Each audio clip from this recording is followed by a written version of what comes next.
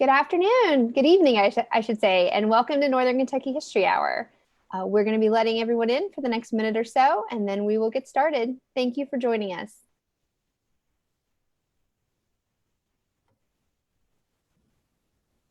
Good evening, welcome to Northern Kentucky History Hour. We'll be letting everyone in for the next minute or so, and then we'll get started.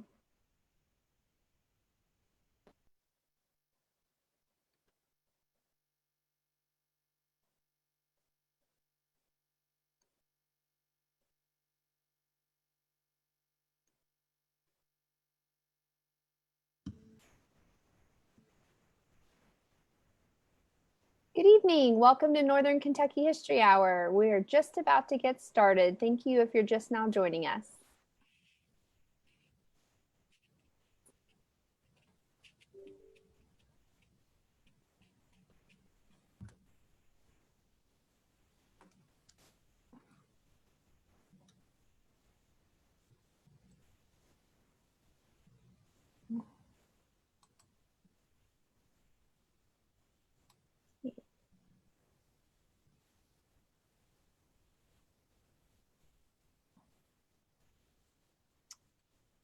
All right.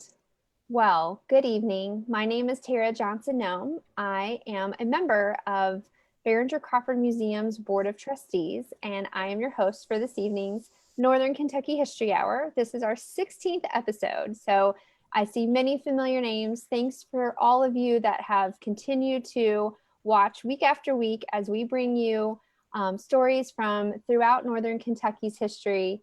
We are so glad to have you back with us again tonight for another great episode.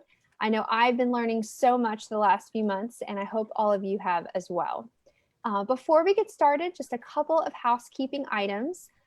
Everyone's microphone is muted, but that does not mean that we don't want you to participate. I hope that you will add your comments and your questions into the chat, and we definitely will want to ask Mr. Schroeder a lot of questions, give him a hard time a little bit. So go ahead and get those questions ready.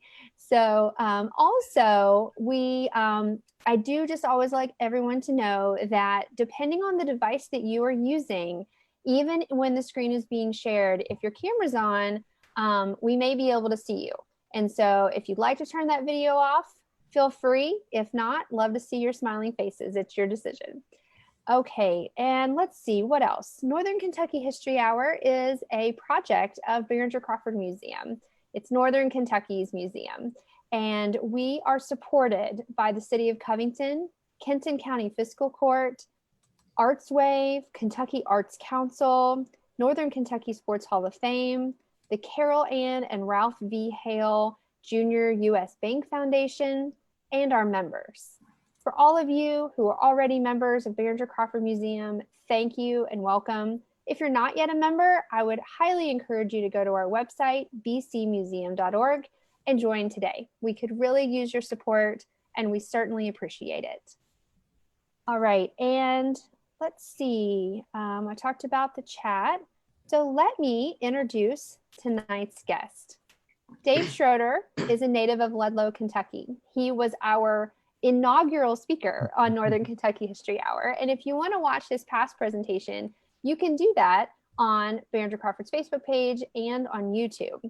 But Dave was named Executive Director of the Kenton County Public Library in April of 2007.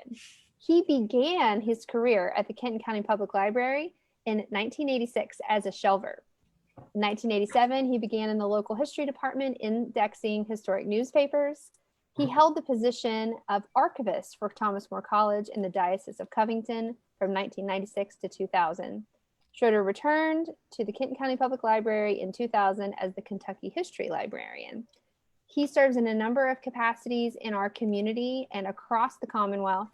He is president of the board of the Friends of the Kentucky Public Archives. He's a past member of the Kentucky Archives and Records Commission. He's past chair of the Kentucky Public Library Association, past president of so many organizations, but he is also one of my many bosses at the Northern Kentucky Workforce Investment Board, which I thank him for. Tara's the boss. He has a bachelor's from Thomas More College and a master's in history from the University of Cincinnati, a Master of Science degree in library science from the University of Kentucky. And I am so happy to have him as my guest tonight. Dave, why don't you get us started? And do you have a quiz question tonight, Dave? Yeah, I'll do one. Okay, cool. Okay. It'll be one of my first slides. Let me see if I can pull up my slideshow here. See if we can get this to work. Are you seeing the full? Yes, and it looks display? great. Perfect.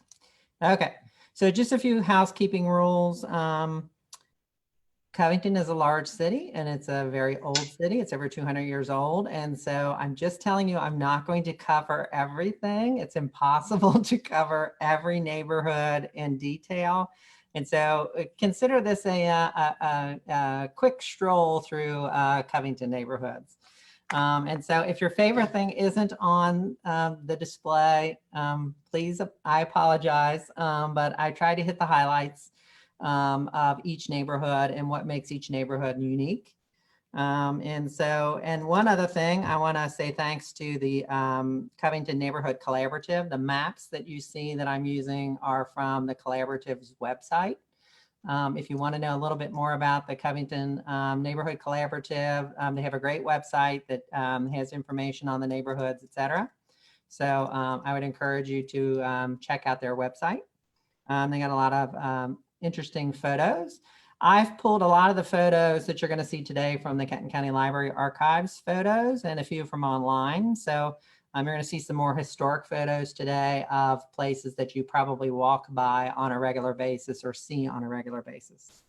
And finally, neighborhoods mean different things in different time periods. So there are historic neighborhoods, or what we would call neighborhoods maybe in the 1900s, and there are what the collaborative has defined as neighborhoods today. The neighborhoods today are based on geography, they're based on historic preservation and other issues. So I've combined some of these neighborhoods together in what were considered the traditional neighborhoods of Covington to make it a little bit easier to follow. So I hope that makes sense. We are going to start at the beginning, which is Licking Riverside. Probably one of the best known neighborhoods in not only in Covington, but in Northern Kentucky, just because of its beautiful architecture and the wonderful institutions that are located there. The map on the left is the original plat. So at the top of that map would be the Ohio River, where it says Front Street. And the Licking River is running to the right of that. So it kind of gives you, this is really the first layout of the city of Covington. Hey, Dave. Yes. I'm sorry to interrupt you, but I am not seeing your map. You're not seeing a map. What are you seeing? I see your first title slide. Well, that doesn't help any. Let's try this again. Yep. A couple people are also only seeing the title slide. Sorry about that. I kind of thought like, oh, any second now. No, let's try this again. Sorry, everybody. One moment.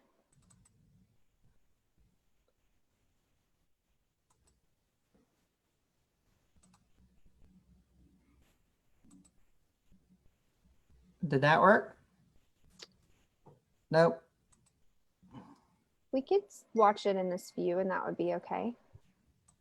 And I'd rather get the whole thing if we could, but I'm not sure why it is doing this again. We had it working earlier. Yes, we did. Oh, well. Anyway, let's go with it. So you'll see the streets running from the Licking River west are Shelby, Garrett, Greenup, Scott, and Madison. So the last one running on the left hand of your screen is Madison Avenue. The question is, how did those streets get their name and what do they represent? So that'll be our question for the day.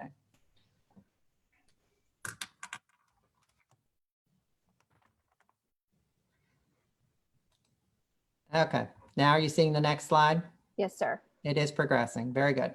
So Thomas Kennedy was really the first settler, permanent settler in Covington.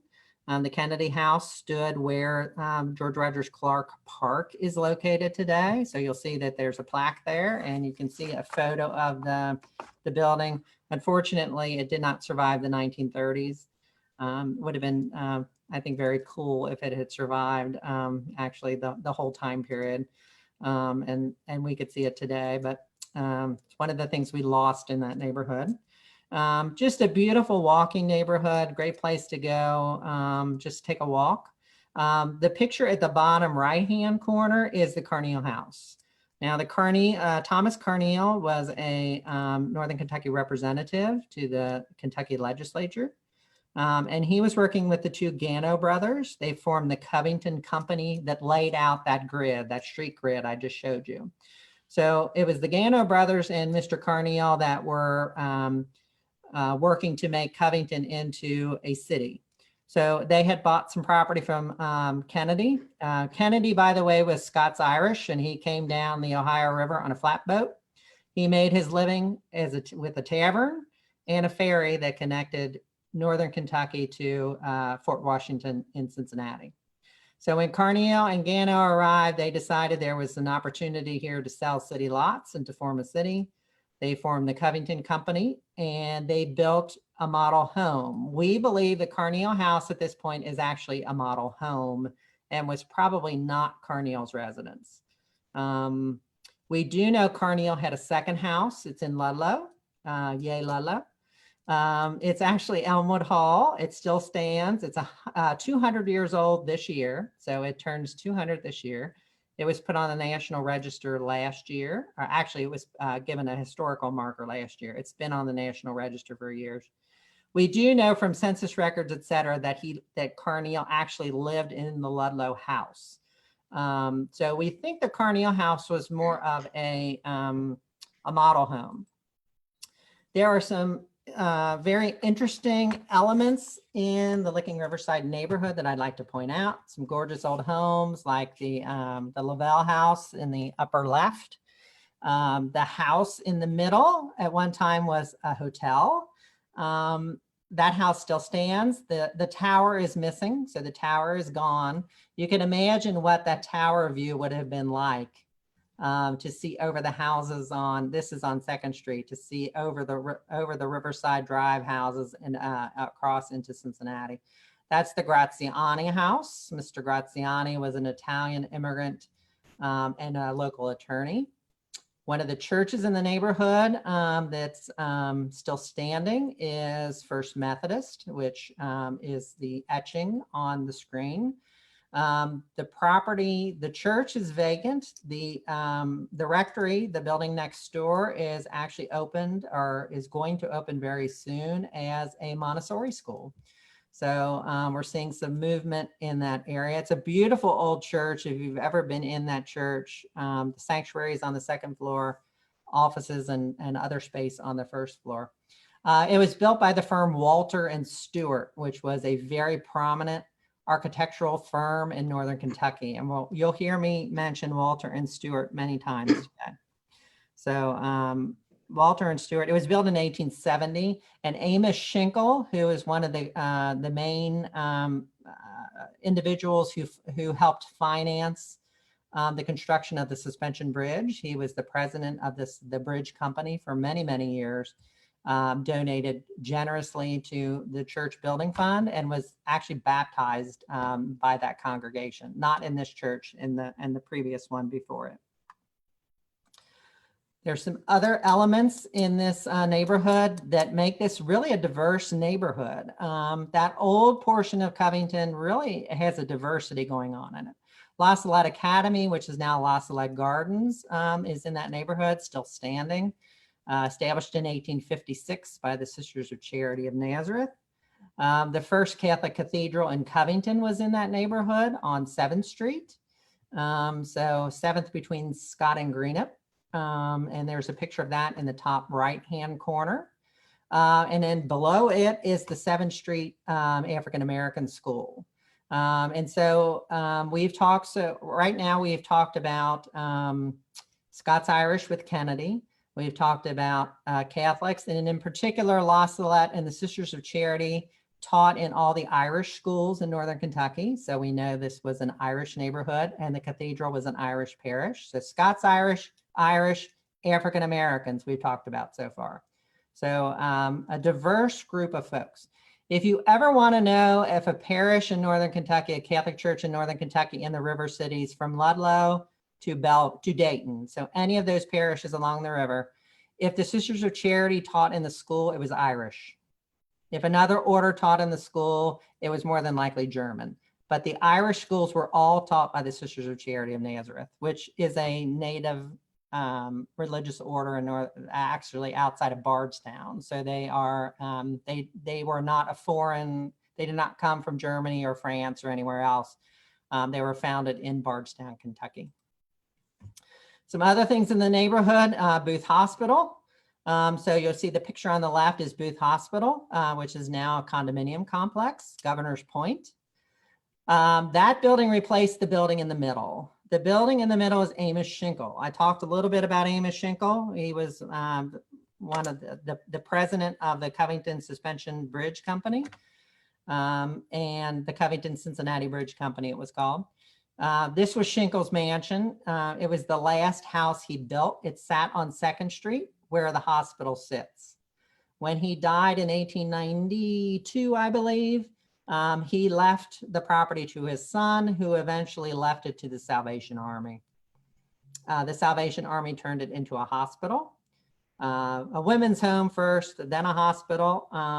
As the hospital grew, they tore the mansion down and replaced it with a hospital. So we're very fortunate to have Governor's Point in the neighborhood, but that building in the middle was a big loss for 2nd Street.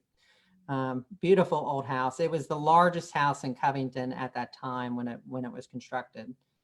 The building at the top right is the first temple that was established in Kenton County. It was Temple Israel. It was on 7th Street where the post office sits. So if you know where the post office is, Temple Israel was on 7th Street. When the post office was built in the 30s, the government condemned the temple and it had to be moved. The temple was torn down.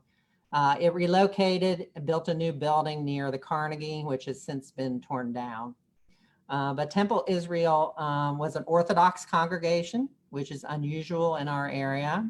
Cincinnati is the home of Reform Judaism. Both synagogues in Northern Kentucky, the one in Covington and the one in Newport, were Orthodox. And so they had divided worship. The women sat on one portion of the building, the men sat on the other side of the building. They followed a stricter form of Judaism than Isaac Wise, for instance, was promoting in Cincinnati. And most of the early Jewish residents of Covington were Eastern European.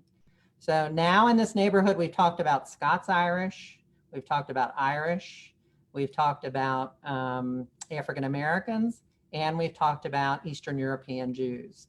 So a very diverse community that changed over time. So new waves of immigrants were coming in and found that neighborhood to be hospitable. And so that neighborhood really shows the ethnic diversity that came through Northern Kentucky and especially Covington. As I was putting this together, it kind of dawned on me how many groups, moved through Covington. Of course, the Licking Riverside neighborhood on the edge is the home to the Courthouse Square. So you will see a collage here of courthouses. The top right is the original courthouse. It was built in the 1840s.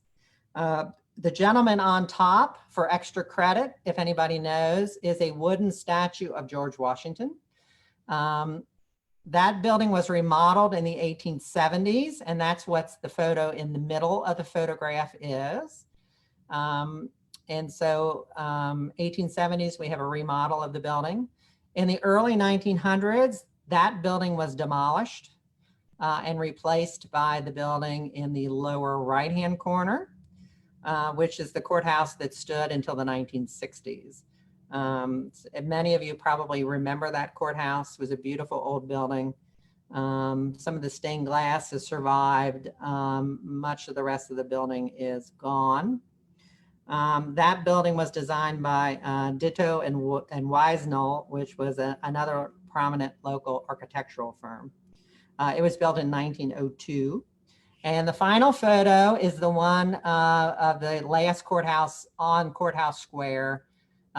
This building has been sold when the new courthouse opened in the Bavarian Brewery last year.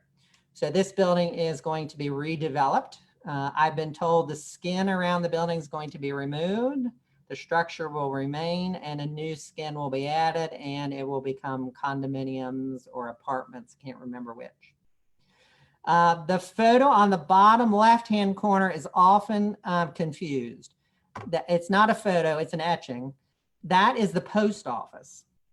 So that was the federal building. Before the 1930s, when the post office was built on Scott and 7th, this was the post office.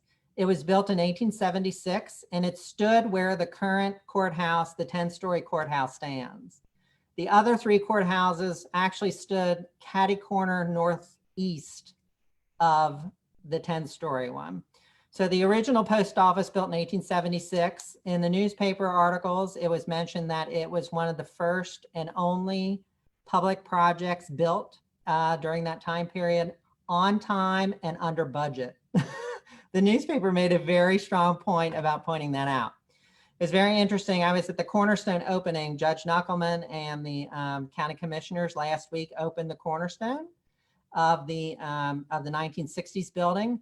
Inside of it at the bottom was a Bible from 1876 that had been in the original post office building. So they had taken that Bible and it had been in 3 different cornerstones. It had been in the federal building cornerstone, the 1902 cornerstone, and the 1967 cornerstone. So that Bible is, has traveled not very far, but has traveled a lot through history. So it's an interesting piece of history that I was excited to see. Okay, Central Business District. Another interesting neighborhood. Top left corner is Trinity Episcopal Church, one of the oldest congregations in Covington, established in the 1840s. The picture you see is pretty identical to what exists today, except for the little pinnacle on top of the tower. That has not survived. The rest of the building is very much intact.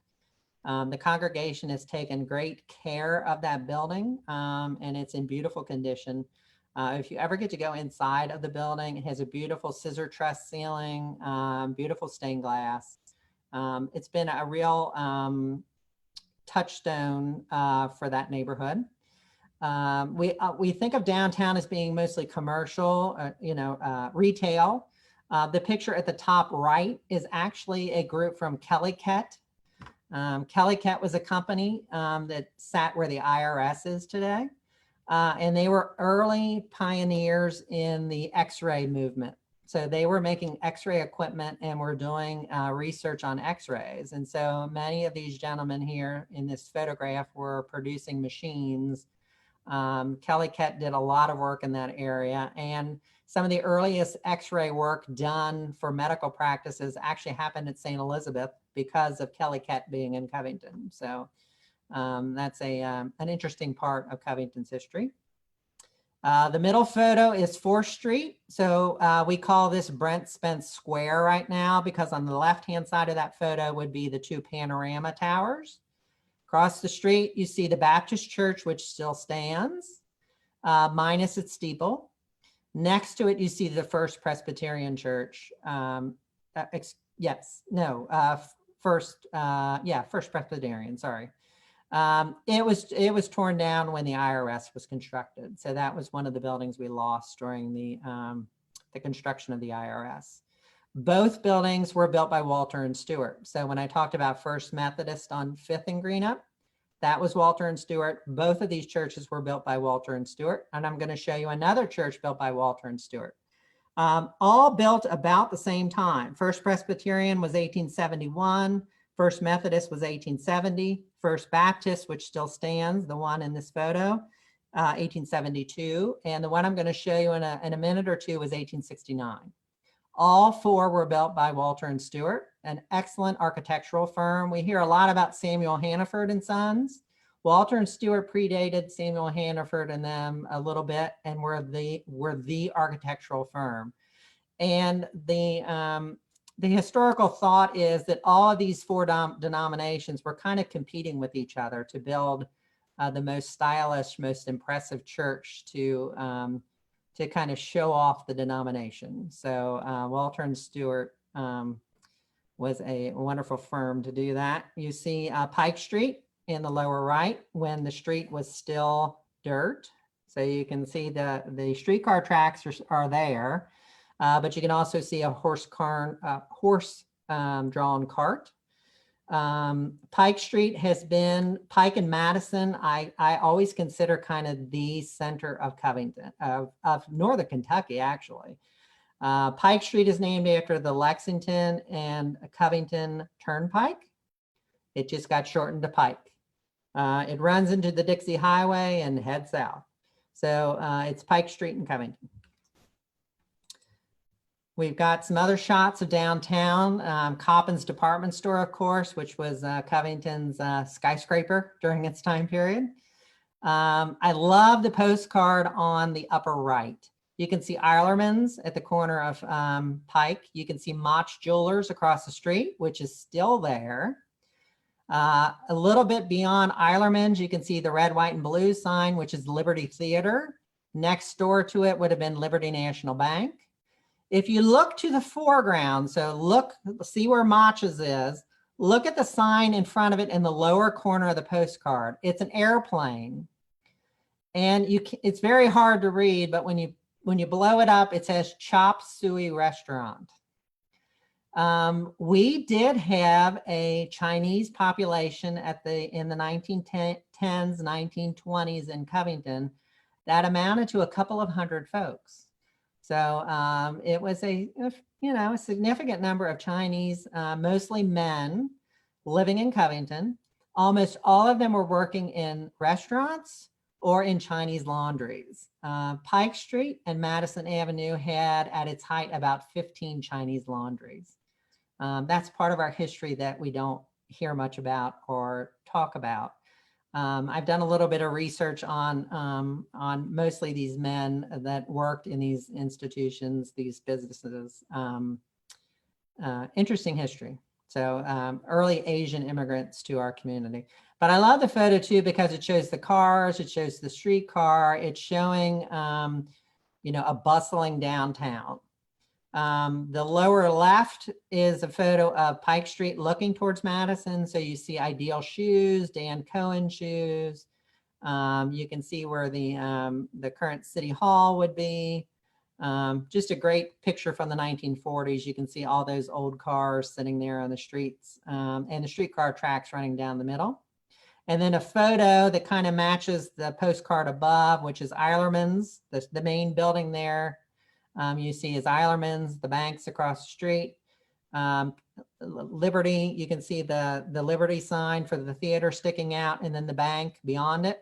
All 4 corners at 5th and 6th and Madison, by the way, at one time had a bank. So that was kind of the financial center of Covington. Central Business District also was home to First District School.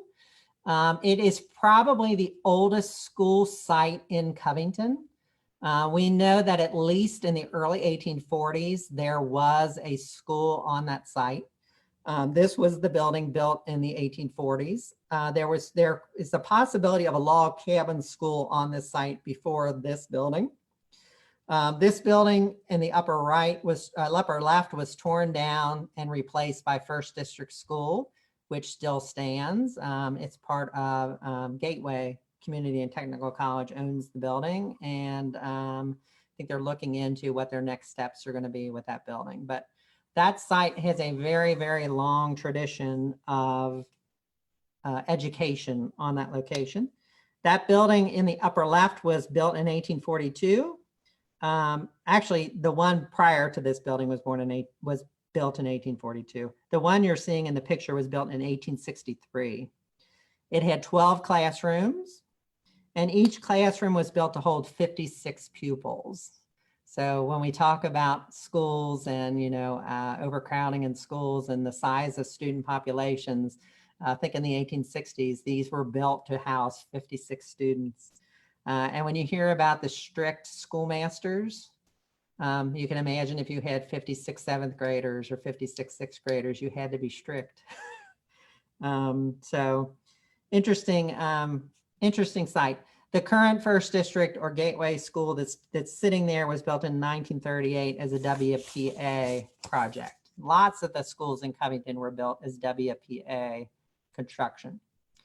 We'll talk a little bit about the Main Strasse, Seminary Square, Muttergottes neighborhood.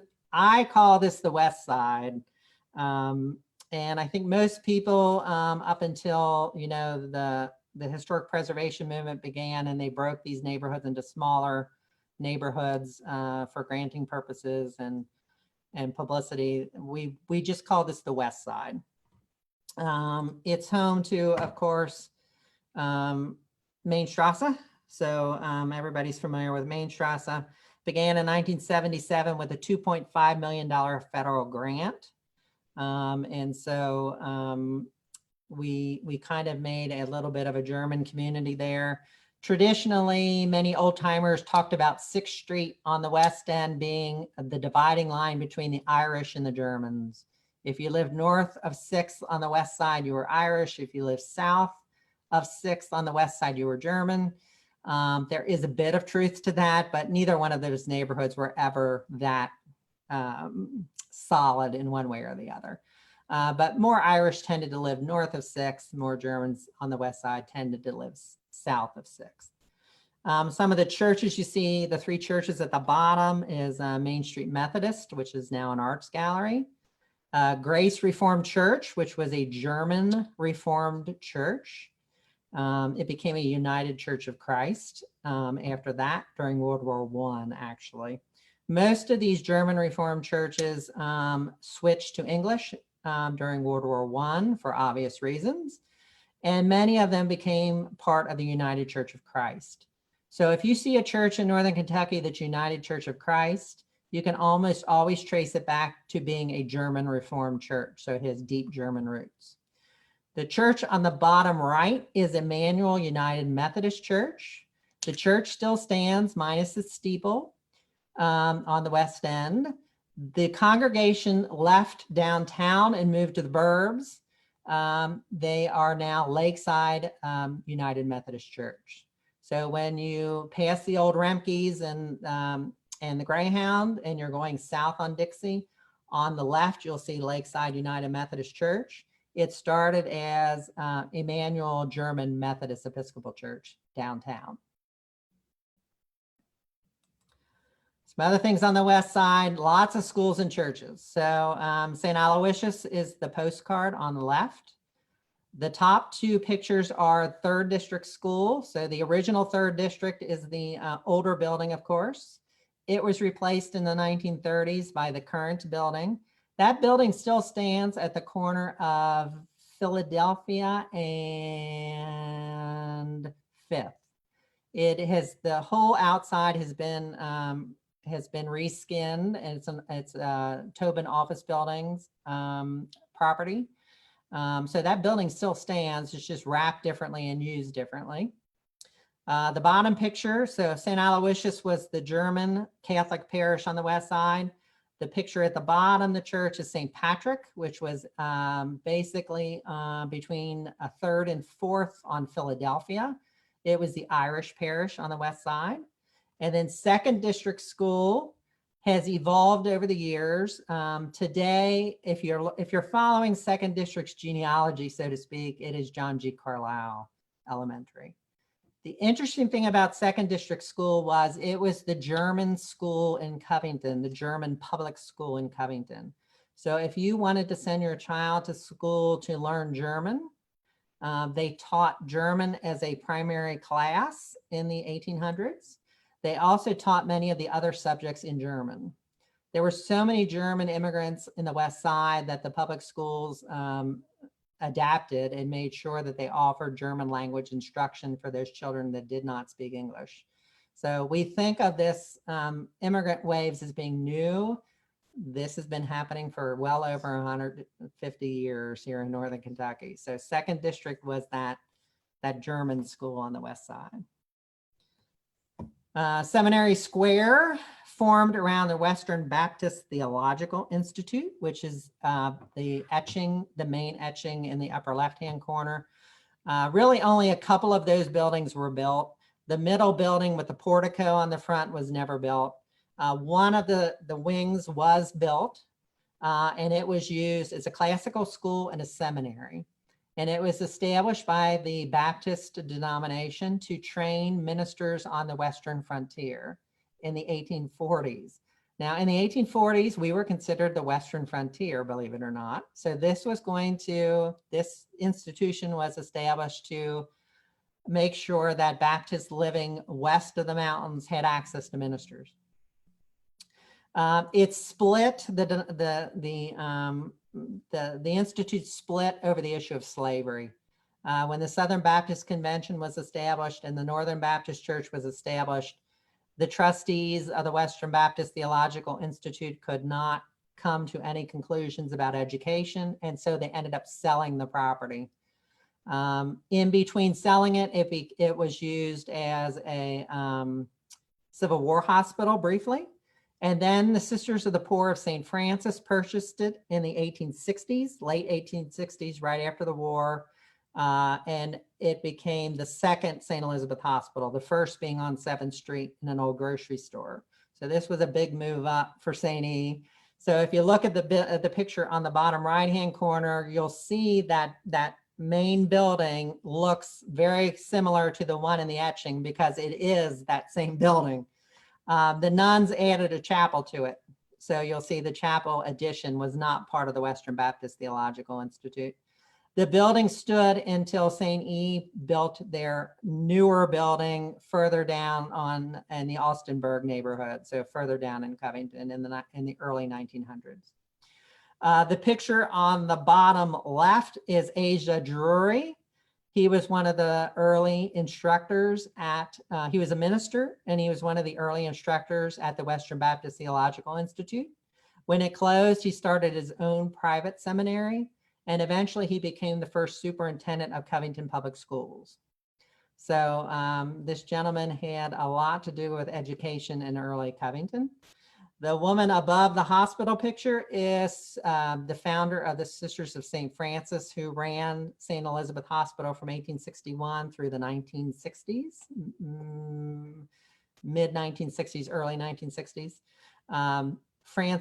Sister Frances Chivier.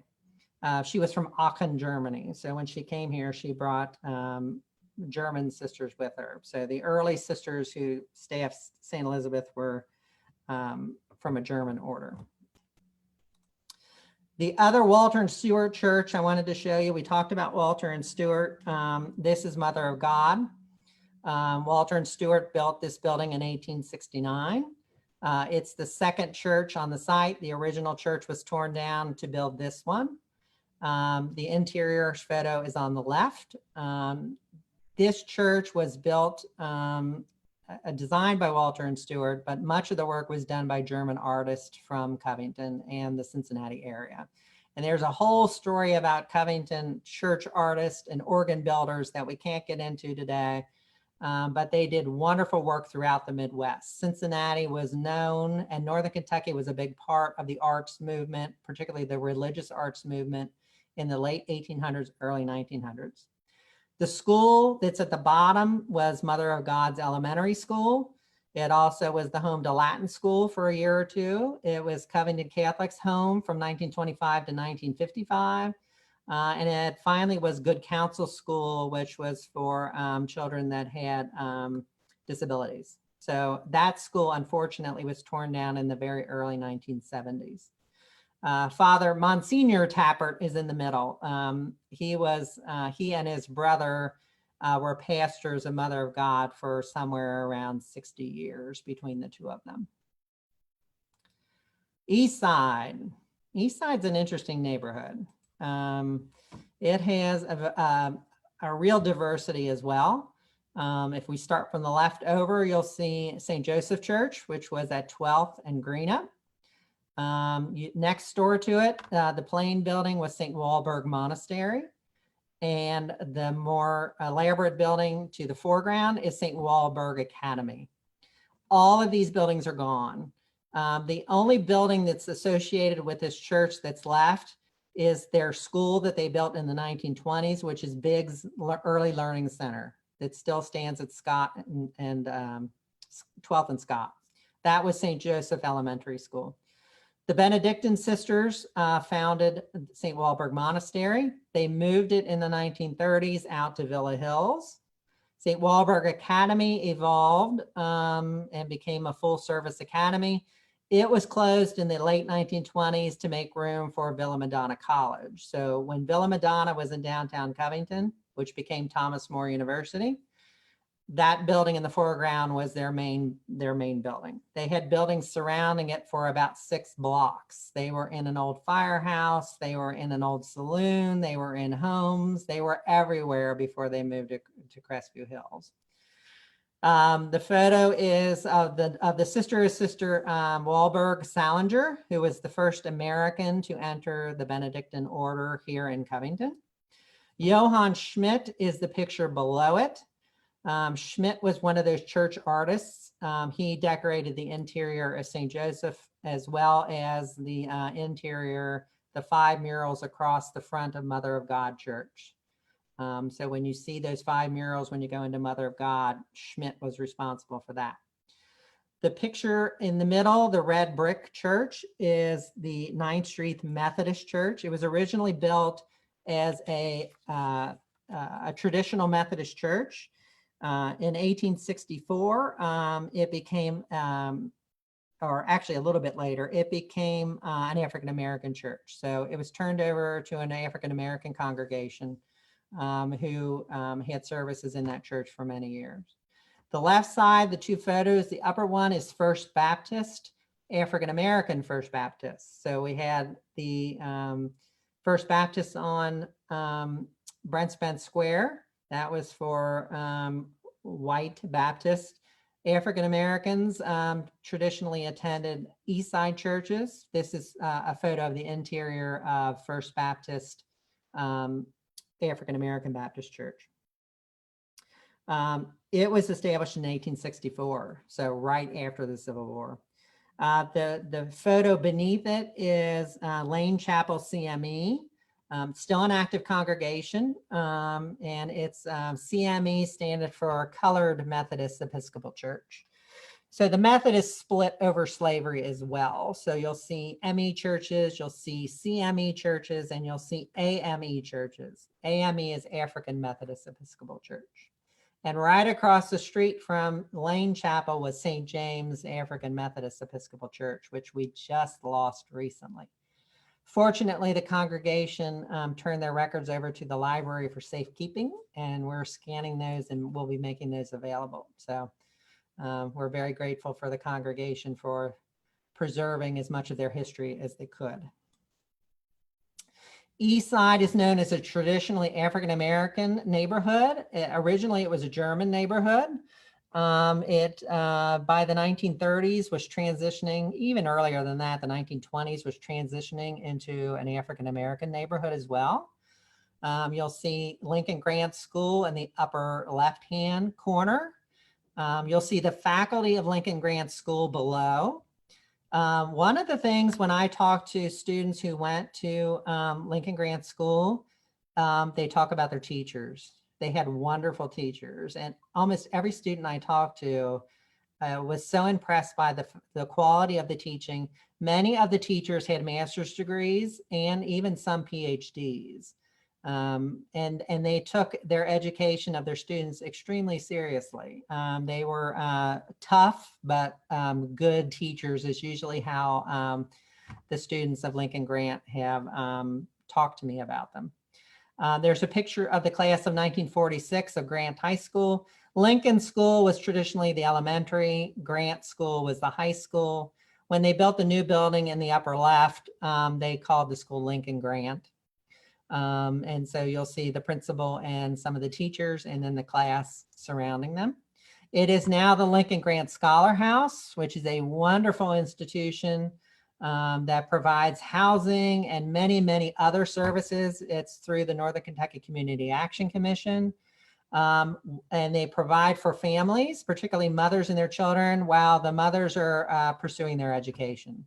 So this is a wonderful program that's happening on the east side that's keeping the tradition of education in that building alive. Can't say enough about that group and what they do in that building.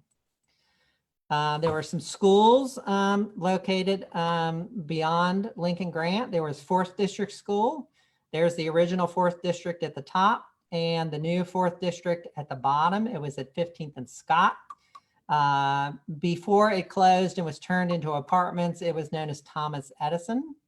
The lower picture, that building was built by WPA funds as well. We have the east side is just full of history that is often ignored. I'm so glad the Community Action Commission is going to be doing a virtual tour and a live tour of the east side neighborhood fairly soon. So they'll be putting some information out there. So hopefully you'll be able to do that. My original home, the library's original home, is located in the east side. So there is the original Carnegie Library at Scott Street. Across the street, the side street would be the current firehouse. There's Our Savior Catholic Church, which is the traditionally African-American church. Interestingly enough, with schools during segregation, we were just on the boundary of North and South. You know, we live in that land between North and South here in our region. The Kentucky legislature passed the Day Law. What the Day Law said was, and it was in reaction to what was going on at Berea College. Berea was teaching African-American and whites and people of all different backgrounds together.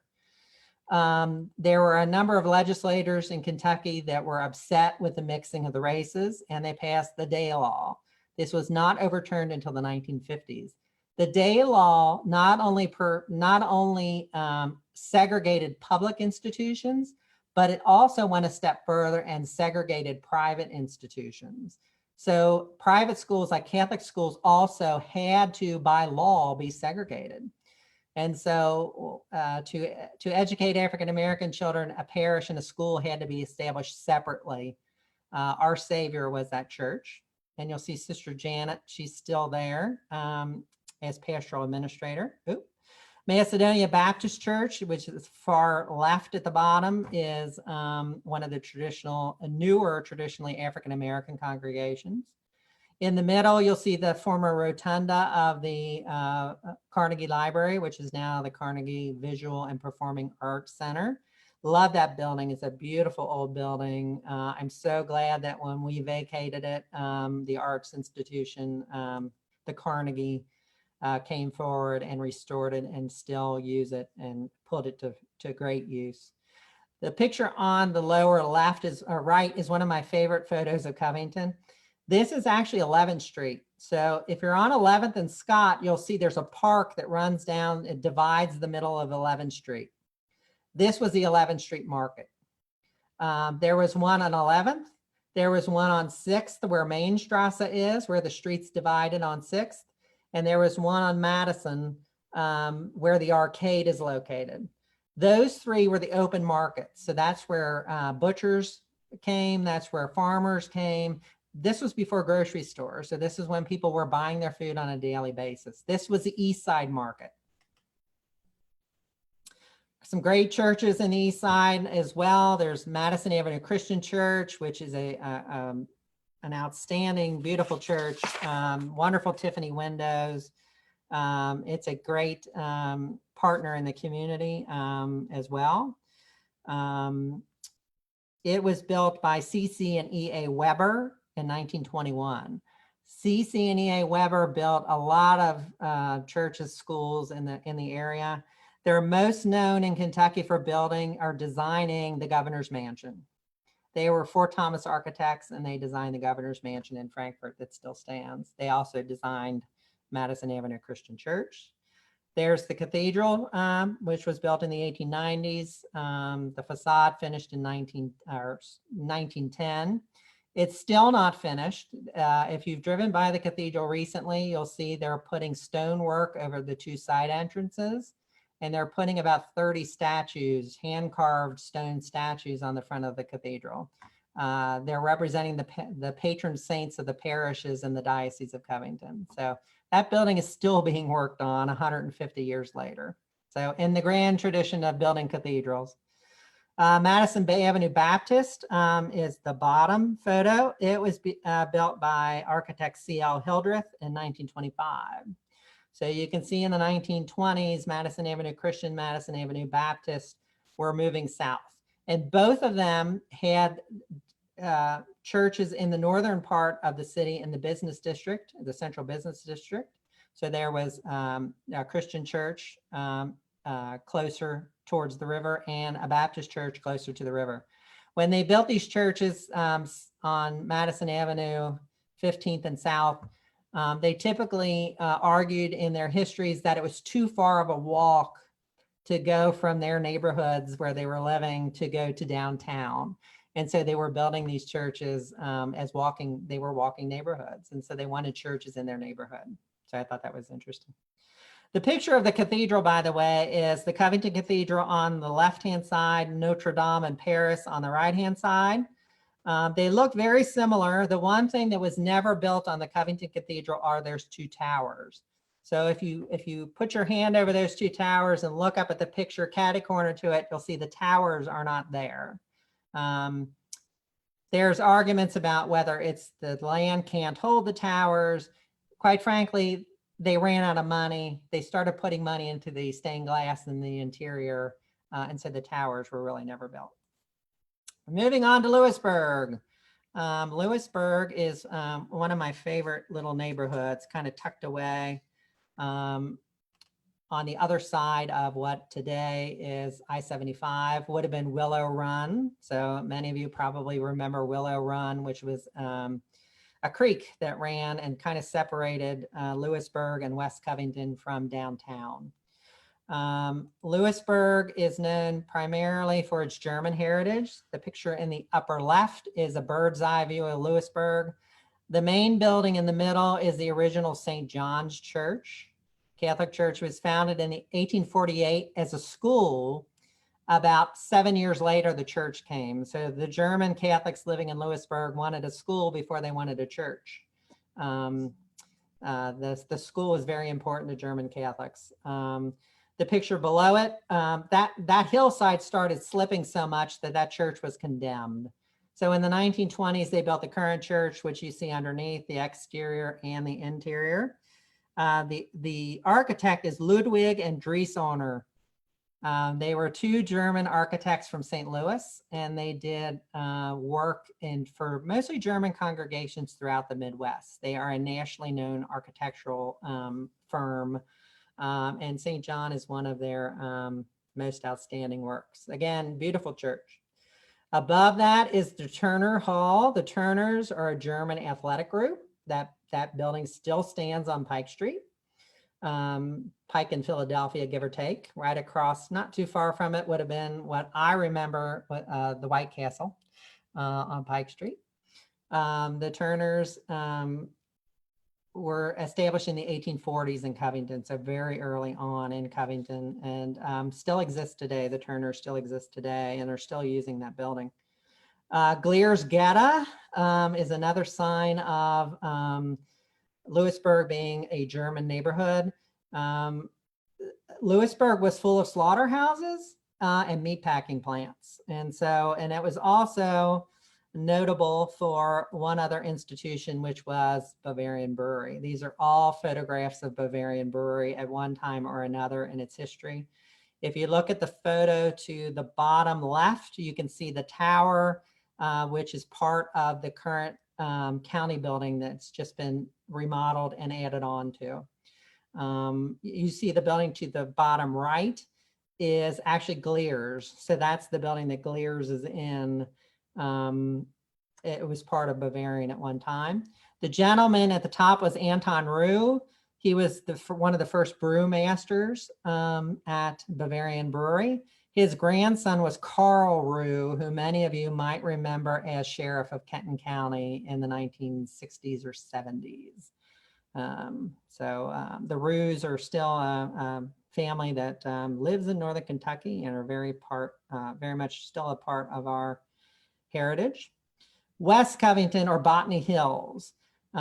West Covington was a city unto itself. It actually was an incorporated city. It was called West Covington.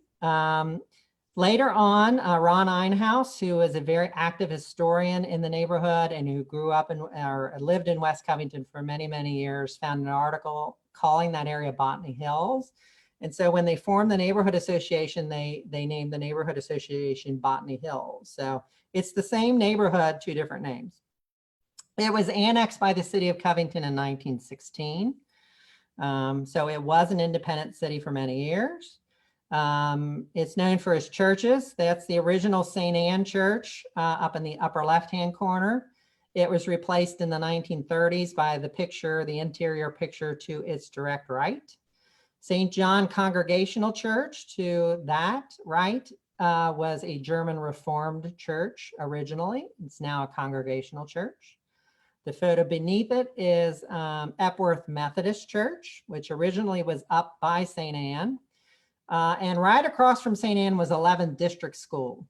It's one of those schools, public schools, that's tucked away. It's no longer exists. The building exists, it's apartments. The school was closed in the 1970s. So that was 11th District. At one time, Covington had officially 12 district schools. The 12th was actually Lincoln Grant was renamed 12th District for a time period. So West Covington is a neat little neighborhood. It's an easy walkable neighborhood, very hilly, was known for having Irish and Germans living together. Just a neat little neighborhood. Hey, Dave. Yes. We're getting close. We're almost out of time. I know, I'm getting close, I promise. Okay. Yes, Austinburg. So Austinburg was named after Seneca Austin. It's known for a few institutions. Schinkel Methodist. When we talked about Amos Schinkel, Schinkel started Schinkel Methodist and they named it after him. 6th District School, which still exists and is still operating at 19th and Maryland, and St. Benedict Church. So, and it was built by Samuel Hannaford and Sons. So we've talked about Walter and Stewart. Now we're talking about Samuel Hannaford and Son. Really high style architects, did great work. Pieselburg is opposite, so west side, south of the West Side neighborhood.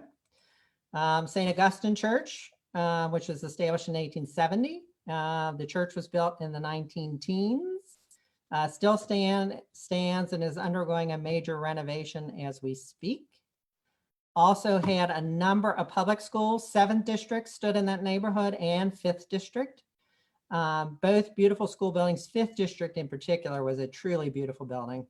They were merged and a new building was built called Gleno Swing after the superintendent. That's the picture of the gentleman there. That's Gleno Swing. So if you ever wanted to know what Gleno Swing looked like, there he is. Wallace Woods. I'm just going to let you bathe in the glory of the homes of Wallace Woods. Wallace Woods and Levasseur Park are two of the most beautiful neighborhoods in Covington. Many of the original homeowners lived in the Riverside, Licking Riverside neighborhood and moved south. It's also home to the Holmesdale Castle, which unfortunately was torn down. It is the home of Holmes High School and Holmes Middle School.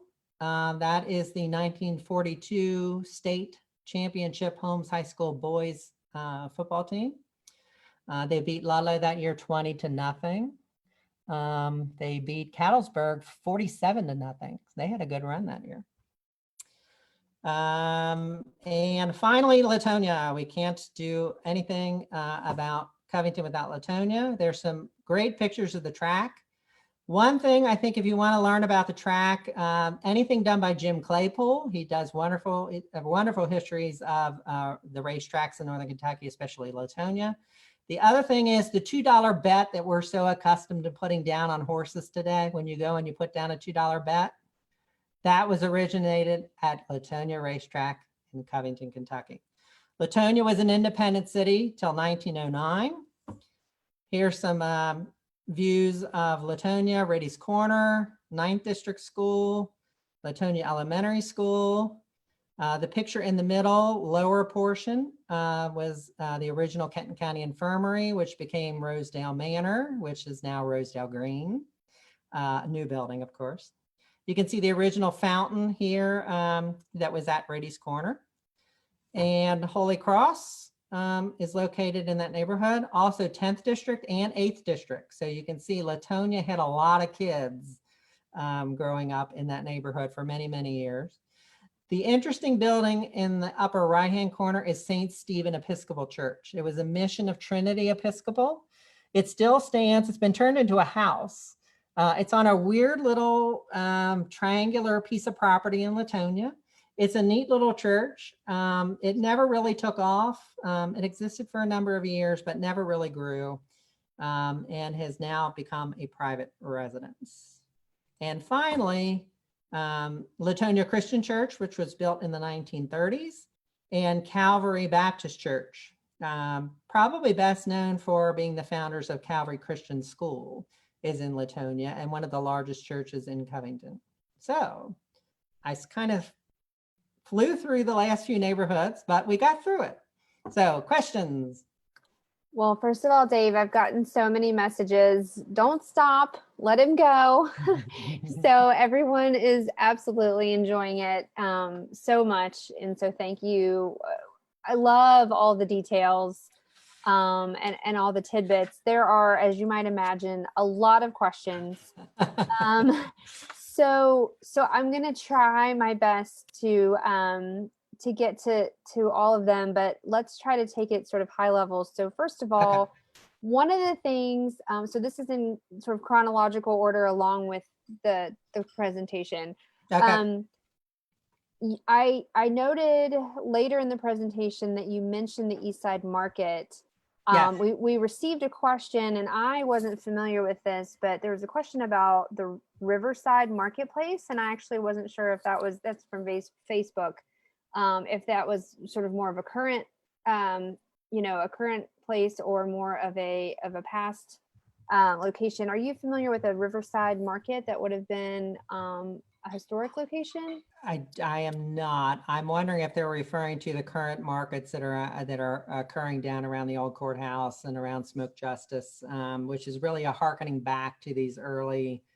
The traditional 3 early markets. There definitely would have been a market somewhere in the Licking Riverside district at one time, because that was the original city. And it would probably have been very close to that Courthouse Square area that we talked about. Gotcha. Thank you. And then there was a question, you mentioned a lot of denominations during your presentation, and it's so interesting to see the evolution of the community from that lens. There was one particular question, were the Methodists an early presence in Covington? And maybe you can just get into that a little bit. Yes, Methodists were one of the earliest denominations, maybe the earliest. Certainly they were there in the 1830s, maybe as early as the 1820s. There were a lot of Methodist churches in Covington. Many of them have closed. There are a couple left. And most of that was due to Amos Schinkel. We talked about Amos Schinkel being the suspension bridge. He was one of the financiers. He was the president of the bridge company. He became very wealthy selling land, and he converted to Methodism.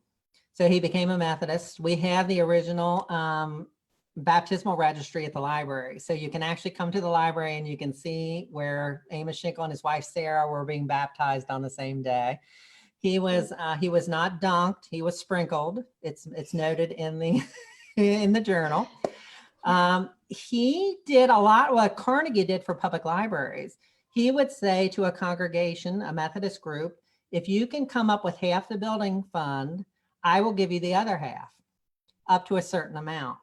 And so the Methodist church that I noted, Epworth in West Covington, Shingle Methodist in Austinburg, the other Trinity Methodist in Latonia. There were many Methodist churches, not only in Kenton County, but also in Campbell County that he financed. Ludlow's Wesley Methodist Church. He paid for almost half of all of those buildings with his own fortune. And so he was very much like Carnegie, but for the Methodist Church. He also established the children's home, the Covington Protestant Children's Home, which is now the Children's Home of Northern Kentucky. So he built that original building on Madison Avenue, and then his ancestors donated a significant amount to build the current structure in DeVue Park. Huh. That's fascinating. He's a fascinating gentleman. Yeah. Okay, so trying to be cognizant of everybody's time, but noting that everyone's still with us. Mainstrasse. Yes. I'm a little bit familiar with the history of Mainstrasse, but you had mentioned Mainstrasse and specifically the year 1977. Yes. And we had a viewer who I think maybe is not as familiar with sort of how Mainstrasse came to be called what it is. And can you just go into a little bit more detail about that? Yes, there was money available. It was a federal grant that was funneled through the state that was working on revitalizing downtown areas in Kentucky. And so Covington applied for one of them. And their pitch was that since the West Side was very much had a German flavor to it from its history, and because it had that divided park that went down the middle of 6th Street, which was the Market Square, that it would be a perfect place to build a commercial entertainment zone with a German theme. And so they applied for the money. Part of the original theme included the two things that kind of anchor the neighborhood, one being the carol chimes that's at the end of the tower, which is named after former Governor Julian Carroll, and the goose, the fountain at 6th and Main.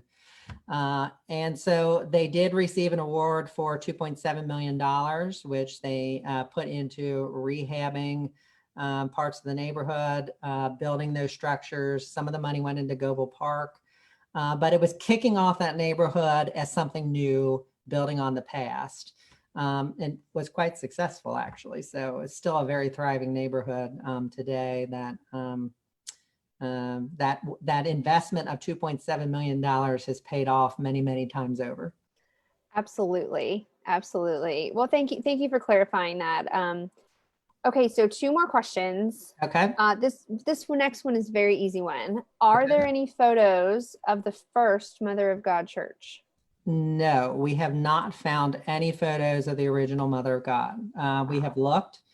There are descriptions of the original First Mother of God in newspapers, but we have no photographs of the original structure. Wow. My great-grandmother was baptized in it, so I would love to have a copy of it, but there are none. There are none. Oh my goodness. No. Okay, and so this is one from me because as I was listening to your presentation, I was just thinking, wow, there's so much here, so much more that I want to know. For all of those watching, if they want to learn more, what are some resources that you would recommend? There's the history of Covington that was done by Paul Tencotti, Jim Claypool, and yours truly, which is a comprehensive history of the city of Covington.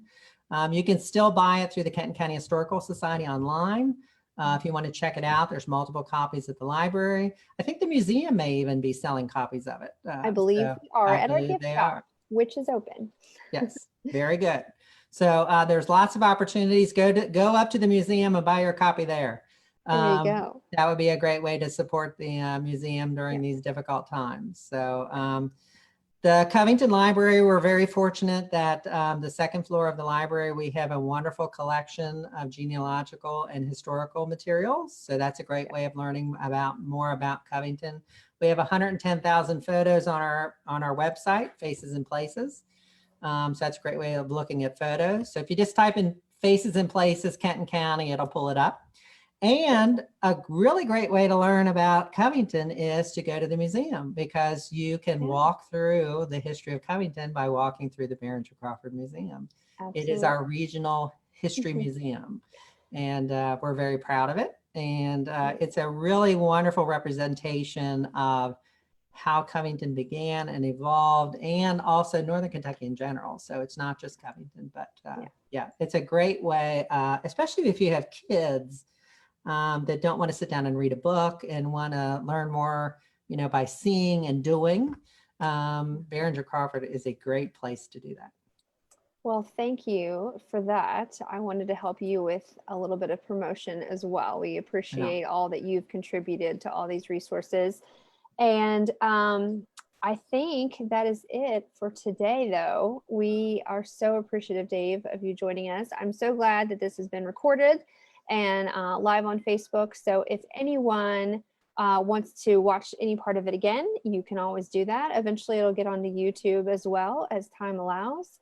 So Dave, thank you. Just very quickly, for those of you that have been joining us weekly, next week, we are going to be featuring some of the collection, speaking of Behringer Crawford Museum, joining us will be some of the staff, and they will be taking us in a walk through Northern Kentucky's history through the arts. So Wonderful. You'll be able to see some paintings, some ceramics, a number of things just in time to help us celebrate. Oh, someone said the quiz question. Yes. Oh my goodness. Yeah. Thank you, Andrew Young. Let me finish this and just say you'll be taking a walk through history and the arts. And so we hope you joining us next week.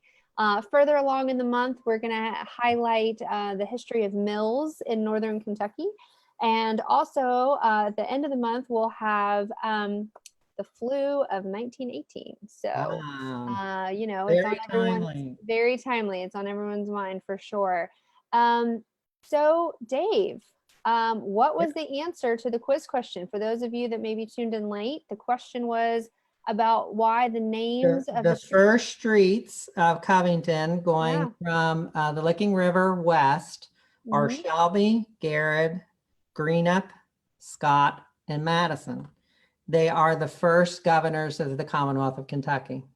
So if you ever want to know who the first governors of the Commonwealth of Kentucky are, go to Licking Riverside, start with Shelby and go west. Just start walking. The governor after Madison had a horrible name, and I think they gave up. It was too much of a mouthful, maybe. Okay, so let's see. I'm going to go with the first two winners, maybe the first three. We've got some regulars here, and I want to make sure we get some new people to have a chance. So congratulations to Pat Raverty, John Middleton, and we'll go with the first three this time. Angela, I'm sorry if I say your name incorrectly, but Angela Rifus. Congrats, you have won our quiz. You will receive in the mail, one of our pins. There's a lot of them, Steve, and bragging rights. So nice job, everybody. See you next week. Tara, one more thing, Tara, before you sign off. So it was Isaac Shelby, James Garrett, Christopher Greenup, Charles Scott, George Madison, and Gabriel Slaughter. So we would have had Slaughter Street. So we probably were good stopping at Madison. Probably. Hey everybody, I put in the chat, there's a NKY 6 at 6 lecture next Tuesday about the history of the African American experience at Music Hall. Would love for you to support our friends at NKY and go. Also, yes, fresh art, someone said. Absolutely, next week's all about fresh art. We will have more information about the artists have been painting. The bidding is about to begin, and you can learn more at bcmuseum.org. Thanks all. Good night. Thanks, everybody.